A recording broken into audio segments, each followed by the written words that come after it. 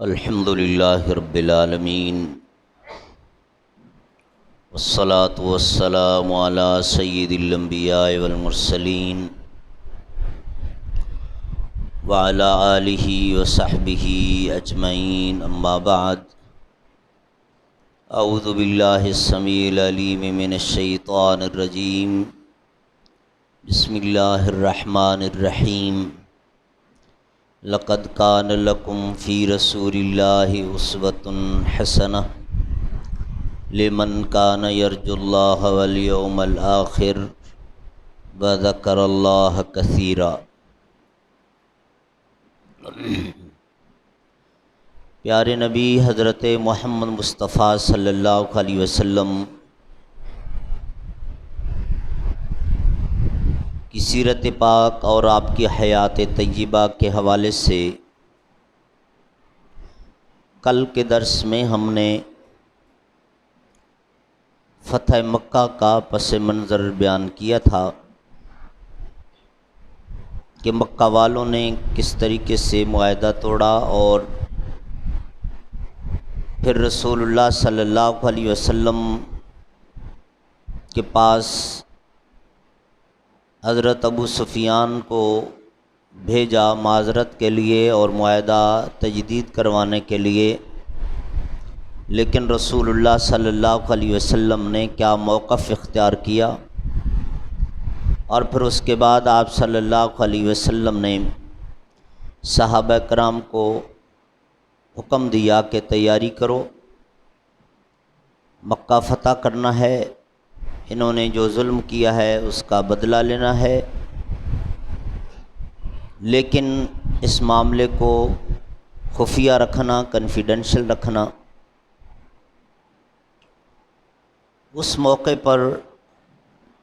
حضرت حاتب بن نبی بلتع رضی اللہ تعالی عنہ جو بدری صحابی تھے، انہوں نے ایک خط لکھا مکہ والوں کے نام کہ رسول اللہ صلی اللہ علیہ وسلم کا لشکر مکہ آنے کی تیاری کر رہا ہے۔ رسول اللہ صلی اللہ علیہ وسلم پر وحی آ گئی کہ آپ کا راز فاش کیا جا رہا ہے،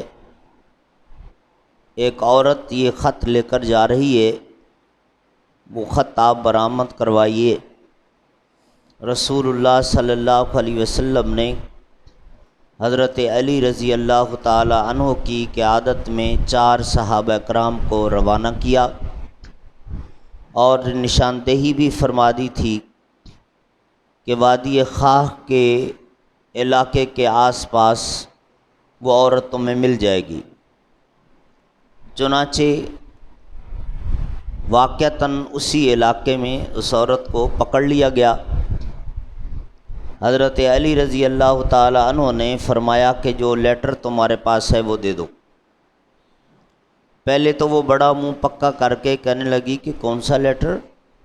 میرے پاس تو کوئی خط وط نہیں ہے، میں تو اپنے کام سے مکہ جا رہی ہوں، آپ کو غلط فہمی ہوئی ہے۔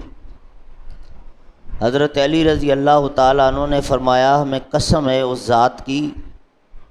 جس نے ہمیں پیدا کیا اور جس نے محمد الرسول اللہ صلی اللہ علیہ وسلم کو اللہ کا آخری رسول بنا کے بھیجا، لیٹر تمہارے پاس ہے،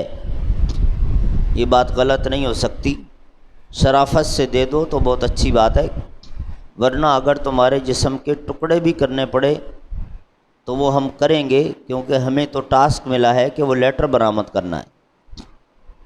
اب اس نے جب دیکھا کہ یہ سختی ہے ادھر سے، یہ تو دینا ہی پڑے گا خط، کہا اچھا ذرا منہ ادھر کرو۔ یہ 4 صحابہ کا نام دوسری طرف منہ کر کے کھڑے ہو گئے کہ ایک عورت ہے، اس نے جہاں بھی رکھا ہوا ہے نکال کے دے رہی ہے۔ تو اس نے دوپٹے کے نیچے بالوں کے اندر چھپایا ہوا تھا، وہ لیٹر نکال کے دے دیا۔ لے آئے لیٹر، جب کھول کے دیکھا تو فرام حاتب بن نبی بلتع۔ جب یہ سامنے آیا کہ حاتب کی طرف سے حضرت عمر فاروق رضی اللہ تعالی عنہ کھڑے ہو گئے اور کہنے لگے اللہ کے رسول دانی اضرب عنق ھذا المنافق، مجھے اجازت دے دیجیے میں اس منافق کی گردن اتار دوں، اس نے کیسے یہ غداری کی اور کیسے یہ خط لکھا۔ لیکن رسول کریم صلی اللہ علیہ وسلم نے فرمایا عمر تمہیں معلوم ہے کہ حاطب وہ آدمی ہے جو بدر کے صحابہ میں شامل تھا، بدر کے غازیوں میں سے ہے، اور خود اللہ رب العالمین نے بدر کے غازیوں کو فرما دیا تھا اعملوا ما شئتم قد غفرت لکم، تم جو چاہو کرتے رہو میں نے تمہیں بخش دیا۔ یہ بہت بڑا اعزاز ہے، اللہ کی طرف سے سرٹیفکیٹ مل جانا دنیا کی زندگی میں کہ میں نے تمہیں بخش دیا، بہت بڑی بات۔ تو فرمایا کہ یہ معاملہ اتنا آسان نہیں ہے، اس کو بلاؤ، اس سے ایکسپلینیشن لو، اس سے وضاحت لو کہ اس نے ایسا کیوں کیا، ممکن ہے اس کے پاس کوئی معقول ریزن ہو، ایسے ہی ہم اس کے خلاف کارروائی نہیں کر سکتے۔ چنانچہ حضرت حاطب کو بلایا گیا اور حضرت حاطب نے آپ صلی اللہ علیہ وسلم سے عرض کی کہ اللہ کے رسول میرے معاملے میں ذرا جلدی نہ فرمانا، میری پوری بات سن لیں، میں نہ غدار ہوا ہوں، نہ منافق ہوں، نہ آپ کا دشمن ہوں، نہ ابو سفیان اور ان لوگوں کے ساتھ مجھے کوئی ہمدردی ہے، مکہ والوں کے ساتھ میری تمام تر ہمدردی خیرخوائی آپ کے ساتھ ہے، میرا سامان بھی تیار ہے آپ کے لشکر میں شامل ہو کر مکہ والوں کے خلاف لڑنے کے لیے۔ آپ نے فرمایا ساری باتیں ٹھیک ہیں لیکن یہ کیا کیا ہے؟ کہا جی میں بتاتا ہوں، میرے وہاں بیوی بچے رشتہ دار ہیں، ان پر مکہ والے ظلم کرتے ہیں، مجھے یہاں اطلاعات ملتی ہیں، میرا دل دکھتا ہے۔ اب میں نے سوچا کہ ہونا کچھ نہیں ہے، اگر میں ان کو اطلاع کر بھی دوں کہ مسلمان لشکر آ رہا ہے، انشاءاللہ فتح ہماری ہوگی۔ ایسا نہیں ہو سکتا کہ ان کو پہلے اطلاع مل گئی تو وہ اتنی تیاری کر لیں گے کہ ہمیں شکست دے دیں گے، ایسا نہیں ہو سکتا، فتح ہماری ہی ہوگی۔ لیکن اس کا فائدہ یہ ہوگا کہ ہم 1 مہینے میں جاتے ہیں، 2 مہینے میں، 4 مہینے میں، ہمیں جتنا بھی وقت لگتا ہے، ابھی آپ صلی اللہ علیہ وسلم نے کیونکہ اعلان تو فرمایا نہیں تھا کہ کب نکلنا ہے، اس وقت تک میرے وہ جو رشتہ دار اور بیوی بچے ہیں وہ امن میں آ جائیں گے۔ کیسے؟ کہ پہلے وہ ان کو مارتے ہیں، پیٹتے ہیں، ظلم کرتے ہیں، اب جب ان کو میرا یہ خط ملے گا تو وہ کہیں گے کہ بھائی ہم حاطب کی وجہ سے ان پر تشدد کرتے ہیں، حاطب تو وہاں بیٹھا بھی ہمیں خبریں دے رہا ہے، تو ہماری خیر خواہی کر رہا ہے، تو میرے یہ رشتہ دار جو ہمارے ساتھی ہیں، ہمارے خیر خواہ ہیں، ان میں کچھ کافر بھی ہیں لیکن ہمدردیاں ان کی ہمارے ساتھ ہیں، اور پھر میرے بیوی بچے بھی شامل ہیں، میں نے ان کو صرف مکہ والوں کے ظلم سے بچانے کے لیے ایسا کیا، اس کے علاوہ اور کوئی مقصد نہیں تھا۔ اس پر پھر سورۃ الممتحنہ کی وہ آیت نمبر 8 اور 9 نازل ہو گئی کہ وہ کافر جو آپ کے ساتھ ہمدردی رکھتے ہیں، آپ کے دشمن کو سپورٹ نہیں کرتے، آپ کے خلاف اسلام کی وجہ سے جنگ نہیں کرتے، ان کے ساتھ اگر تم کوئی ہمدردی کرتے ہو، کوئی خیرخواہی کرتے ہو تو اللہ اس کو پسند کرتا ہے۔ انما ینہاکم اللہ، ہاں اللہ تمہیں منع کرتا ہے ان کافروں کے ساتھ ایسی نرمی کرنے سے جو دین کی وجہ سے تمہارے ساتھ لڑ رہے ہوں، لڑنا چاہتے ہوں، تمہیں ڈپورٹ کرنا چاہتے ہوں، نکالنا چاہتے ہوں، یا خود سامنے نہ آئیں، وظاہروا علی اخراجکم، تمہارے دشمن کو سپورٹ، بعض اوقات یہ بھی ہوتا ہے نا کہ خود سامنے نہیں آتے، دوسرے کو پیچھے سے سپورٹ کرتے ہیں کہ تم آگے بڑھو، جو ایسا کریں ان کے ساتھ نہ کرنا ایسی ہمدردی، ورنہ ظالم قرار دیے جاؤ گے۔ یہ آیات نازل ہوگی۔ رسول کریم صلی اللہ علیہ وسلم نے حضرت حاطب کو معاف کیا، فرمایا کہ چونکہ تمہارا جو مقصد تھا، تمہاری جو نیت تھی وہ مکہ والوں کی ہمدردی نہیں بلکہ ان مظلوموں کے لیے تھی، ہم تمہیں معاف کرتے ہیں، لیکن بہرحال خط نہ لکھتے تو وہ بہتر تھا۔ اس کے بعد رسول اللہ صلی اللہ علیہ وسلم کا جو لشکر تیار ہوا 10,000 کا، اس وقت تک جتنی جنگیں ہوئی تھیں یہ سب سے بڑا لشکر تھا، 10,000۔ اور رمضان المبارک کی 10 تاریخ ہجرت کا 8واں سال رسول اللہ صلی اللہ علیہ وسلم مدینہ منورہ سے روانہ ہوئے مکہ کی طرف، اور ادھر جب مکہ والوں کو اطلاع ہوئی اب وہ سارے کانپنے لگے، ڈرنے لگے۔ چند ایک تھے ان کے نوجوان جن کو مستی تھی، لیکن بہرحال وہ بھی جب رسول اللہ صلی اللہ علیہ وسلم داخل ہوئے تو سب ٹھنڈے ہو گئے۔ مرۃ زہران پر آپ صلی اللہ علیہ وسلم پہنچے تو وہاں پر آپ صلی اللہ علیہ وسلم کے پاس آپ نے تھوڑا پڑاؤ ڈالا، سٹے کیا، تو آپ صلی اللہ علیہ وسلم کے پاس ابو سفیان آیا، مکہ سے بھاگا ہوا۔ اس نے ارادہ کیا تھا کہ میں آپ صلی اللہ علیہ وسلم کے مکہ میں انٹر ہونے سے پہلے آپ سے مل لوں، مسلمان ہو جاؤں۔ رسول کریم صلی اللہ علیہ وسلم سے ملاقات کی، مسلمان ہو گئے، اور اس کے بعد انہوں نے آپ صلی اللہ علیہ وسلم سے ریکویسٹ کی کہ اب تو میں آپ کا ساتھی ہوں، لیکن بہرحال مکہ والوں کا بھی میں سردار ہوں، ان کا بھی لیڈر رہا ہوں۔ میری ایک درخواست ہے کہ ایک لیڈر دوسرے لیڈر کے ساتھ جیسا سلوک کیا کرتا ہے آپ بھی میرے ساتھ وہی سلوک کریں گے۔ آپ نے فرمایا کیا کہنا چاہتے ہو؟ کہا جی بس اتنا کر دیں کہ جو لوگ میرے گھر میں پناہ لے لیں، میرے پاس پناہ لے لیں، آپ ان کو نہیں ماریں گے۔ باقی آپ مکہ میں داخل ہو رہے ہیں، جو آپ کے ساتھ مزاحمت کریں گے آپ کا حق پہنچتا ہے، آپ جو بھی کریں ان کے ساتھ، لیکن جو میرے پاس آ کر آپ کے دشمنوں میں سے کوئی پناہ لے لے تو آپ اس کو پناہ دے دیں گے۔ رسول اللہ صلی اللہ علیہ وسلم نے فرمایا وعدہ، جو تمہارے گھر میں تمہارے پاس پناہ لے لے گا ہم اس کو پناہ دے دیں گے۔ اسی طرح رسول کریم صلی اللہ علیہ وسلم کے اپنے کچھ رشتہ دار آئے جو اس وقت تک مسلمان نہیں ہوئے تھے، آئے اور آپ صلی اللہ علیہ وسلم سے بات چیت کرنا چاہا، منت سماجت کرنا چاہا، لیکن رسول کریم صلی اللہ علیہ وسلم نے اگنور کیا، توجہ نہیں دی ان کی بات پہ۔ تو وہ حضرت علی رضی اللہ تعالیٰ عنہ کے پاس گئے کہ جس طرح آپ صلی اللہ علیہ وسلم ہمارے خونی رشتہ دار، آپ بھی کیونکہ آپ صلی اللہ علیہ وسلم کے داماد بھی اور سگے چچا زاد بھائی بھی، تو جو رشتہ ان کے ساتھ وہی آپ کے ساتھ، آپ مہربانی کریں ہماری سفارش کریں۔ آج رسول اللہ صلی اللہ علیہ وسلم بڑے غصے میں ہیں، بڑی ناراضگی میں ہیں، ہماری طرف دیکھتے بھی نہیں ہیں۔ تو حضرت علی رضی اللہ تعالیٰ عنہ نے فرمایا اب تمہیں یاد آ گئی رشتہ داری، 13 سال مکہ میں اور 8 سال ہمارے مدینہ میں، 21 سال تک تم نے ہمارے دشمنوں کا ساتھ دیا۔ اس وقت تک تمہیں یہ خیال نہیں آیا کہ یہ ہمارے رشتہ دار ہیں، خونی رشتہ ہے، انہیں سپورٹ کرنا چاہیے تھا، تو مسترف کھڑے رہے ان ظالموں کے ساتھ، اور کیا کیا تم نے نہیں کیا؟ تو رسول اللہ کو دکھ نہیں ہوگا؟ وہ انسان نہیں ہے، ان کو بھی تو دکھ ہے نا کہ تم نے اپنے ہو کر دشمن کا ساتھ دیا۔ کہا بلا شبہ ہماری بہت بڑی غلطی ہے، لیکن آج کسی بھی طرح سے رسول اللہ صلی اللہ علیہ وسلم کو راضی کر کے دو، ہمیں صلح کرواؤ۔ حضرت علی رضی اللہ تعالیٰ عنہ نے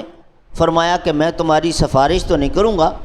البتہ میں تمہیں ایک مشورہ دیتا ہوں، اس پر عمل کر لو،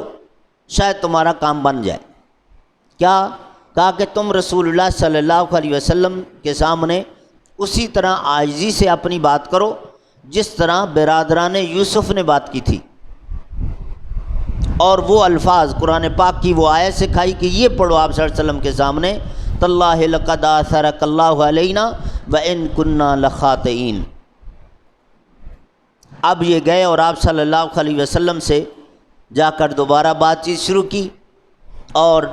پھر باتوں باتوں میں رسول اللہ صلی اللہ علیہ وسلم کے سامنے یہ آیت پڑھ دی، تاللہ لقد آثرک اللہ علینا وان کنا لخاطئین۔ اللہ نے آپ کو بڑا مقام عطا فرمایا، اور ہم مجرم ہیں، ہر طرح کے مجرم ہیں، جو فرد جرم آپ ہم پر عائد کریں آپ کو حق پہنچتا ہے، ہم سب تسلیم کرتے ہیں، ہماری غلطی۔ جب رسول کریم صلی اللہ علیہ وسلم کے سامنے انہوں نے قرآن پاک کی یہ آیت پڑھی تو رسول اللہ صلی اللہ علیہ وسلم نے بھی جواب میں وہی آیت پڑھی جو قرآن میں موجود ہے۔ یوسف علیہ السلام نے اپنے بھائیوں کے متعلق ارشاد فرمایا تھا، لا تثریب علیکم الیوم جاؤ پھر ہم نے بھی تمہیں معاف کیا۔ اس کے بعد رسول کریم صلی اللہ علیہ وسلم آگے بڑھے، آپ نے اپنی فوج کے کئی گروپس بنائے اور مختلف راستوں پر معمور کیا کہ تم اس راستے سے گزرتے ہوئے خانہ کعبہ پہنچو، تم اس راستے سے، تم اس راستے سے، اگر کوئی مزاحمت کرے تو ہتھیار چلانا، ادروائز امن کے ساتھ خانہ کعبہ تک پہنچو۔ چنانچہ کسی قافلے پر کوئی اٹیک نہ ہوا، البتہ حضرت خالد بن ولید رضی اللہ تعالی عنہ کے دو ساتھی وہ کہیں راستے میں آگے پیچھے ہو گئے تو ان کو مکہ کے کچھ نوجوان جو بپھرے ہوئے تھے انہوں نے شہید کر دیا تھا، لیکن حضرت خالد بن ولید رضی اللہ تعالی عنہ نے اسی وقت پورے علاقے کا محاصرہ کیا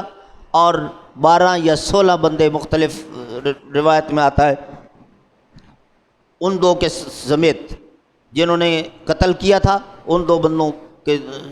کو شامل کر کے باقی بھی ان کے جو ساتھی تھے ان کو قتل کر دیا، اور اس کے بعد خانہ کعبہ پہنچے۔ رسول کریم صلی اللہ علیہ وسلم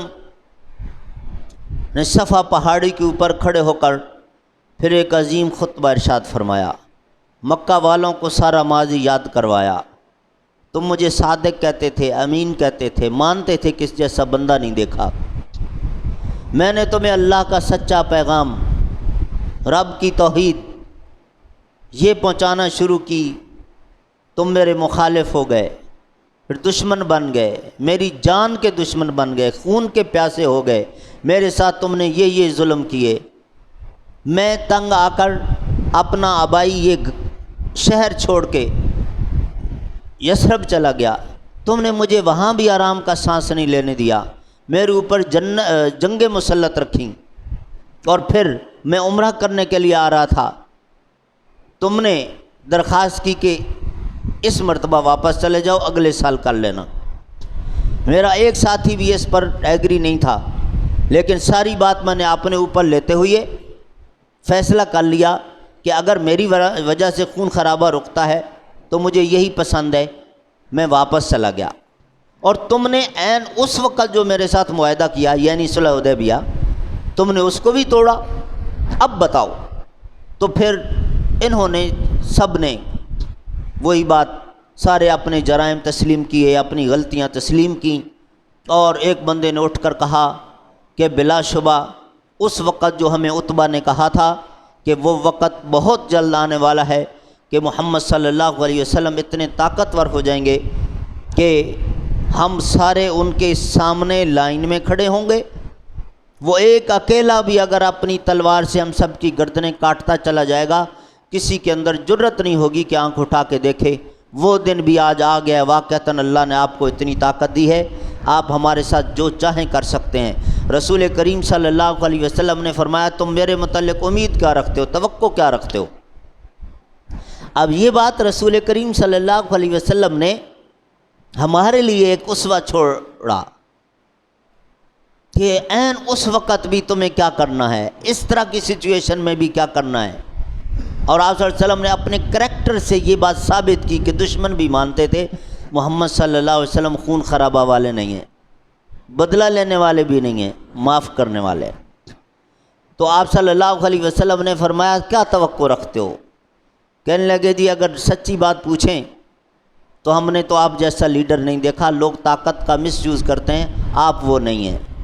ہمیں تو آج بھی آپ وہی کریم ابن کریم نظر آتے ہیں، بڑی شفقت، محبت، رحمت، کرم کرنے والے نظر آتے ہیں رسول کریم صلی اللہ علیہ وسلم۔ اور پھر عین اس وقت بھی کسی نے وہی آیت پڑھ دی، تاللہ لقد آثرک اللہ علینا، تو رسول اللہ صلی اللہ علیہ وسلم نے مسکراتے ہوئے جواب میں بھی لا تثریب علیکم اليوم پڑھ کے سب کی معافی کا اعلان کیا، لیکن فرمایا 9 بندے ان کو ہم نہیں چھوڑیں گے، یہ ہمارے بلیک لسٹڈ ہیں، ان کو ہم ماریں گے۔ اس میں 3 خواتین تھیں، 6 مرد تھے، عبدالعزیٰ ابن خطل اور اس کی 2 لونڈیاں تھیں، اور ایک وہ سارا نامی لونڈی تھی جو خط لے کے جا رہی تھی اور پکڑی گئی تھی۔ اس کے علاوہ اکرمہ بن ابو جہل تھا، عبداللہ بن سعد بن ابی سرح تھا، حبار بن اسود تھا، مقیس بن سبابہ تھا۔ یہ لوگ رسول کریم صلی اللہ علیہ وسلم نے جب اعلان کیا عبدالعزیٰ بن قتل تو خانہ کعبہ کے غلاف کے نیچے چھپا ہوا تھا، وہاں سے پکڑ کے مارا گیا۔ اکرمہ بھاگ گیا تھا، عبداللہ بن سعد بن ابی سرح وہ مسلمان ہو گئے، اور باقی مقیس ان کو قتل کیا گیا، حبار بن اسود کو قتل کیا گیا، ایک لونڈی کو قتل کیا گیا۔ اس کے بعد رسول کریم صلی اللہ علیہ وسلم نے خانہ کعبہ کی چابی منگوائی۔ چابی تھی عثمان بن ابی طلحہ کے پاس، اور عثمان بن ابی طلحہ وہی ہیں رسول اللہ صلی اللہ علیہ وسلم نے جب ہجرت کے آثار دیکھے کہ اب کسی وقت بھی اللہ کی طرف سے اجازت ملے گی میں ہجرت کروں گا، دل چاہا کہ خانہ کعبہ کو اندر سے دیکھوں۔ عثمان بن ابی طلحہ سے کہا کہ میرے لیے ذرا تالا کھول دو، میں اندر سے خانہ کعبہ کا دیدار کرنا چاہتا ہوں، تو اس نے بڑی سختی سے منع کر دیا۔ رسول کریم صلی اللہ علیہ وسلم نے فرمایا اللہ سے دعا کروں گا کہ وہ وقت آئے جب خانہ کعبہ کی چابی خود میری اپنی کسٹڈی میں ہو۔ تو اس نے کہا خانہ کعبہ کی چابی کے خواب آپ دیکھتے ہیں، ہماری لاشوں کے اوپر سے گزر کے آئیں گے تو چابی ملے گی ورنہ نہیں ملے گی۔ رسول اللہ صلی اللہ علیہ وسلم نے فرمایا یہ رب کے فیصلے ہیں۔ آپ صلی اللہ علیہ وسلم نے حضرت بلال کو بھیجا کہ جائیں ان سے چابی لے کر آئیں۔ حضرت بلال گئے، دروازہ نوک کیا، عثمان بن ابی طلحہ باہر آئے، کہا رسول اللہ صلی اللہ علیہ وسلم خانہ کعبہ کی چابی مانگ رہے ہیں۔ اس نے ڈانٹ کے واپس بھیج دیا۔ حضرت بلال چونکہ غلام رہے تھے تو لوگوں کا جو مزاج ہوتا ہے پھر جس طریقے سے ٹریٹمنٹ کرتے ہیں، واپس بھیج دیا۔ حضرت بلال رضی اللہ تعالی عنہ نے آ کر بتایا کہ جی مجھے تو اس طرح ڈانٹ کے واپس بھیج دیا۔ حضرت عمر فاروق کھڑے ہو گئے، اللہ کے رسول آپ مجھے اجازت دیں؟ آپ نے فرمایا جاؤ۔ اب حضرت عمر فاروق نے کس طرح چابی لی، جا کے دروازہ کھٹکھٹایا اور زور سے آواز دی عثمان باہر نکلو۔ ڈر گیا کہ اب تو عمر آ گیا، گھر کے پچھلے دروازے سے نکل کے پڑوس کے کسی گھر میں چھپ گیا۔ اس کی بیوی دروازے پر آئی اور اس نے کہا کہ تم خانہ کعبہ کی چابی ہی لینے آئے ہو نا، یہ لے لو چابی، دروازے کے نیچے سے پھینکی۔ دروازے اتنے پیک تو ہوتے نہیں تھے، پرانے آپ دیکھ لیں دیہاتوں میں حویلیوں کے جو دروازے لگے ہوتے ہیں کتنا گیپ ہوتا ہے، چابی نیچے سے پھینکی۔ حضرت عمر فاروق نے فرمایا ہم زمین سے نہیں اٹھائیں گے، اس کو بلاؤ وہ اٹھا کے دے گا،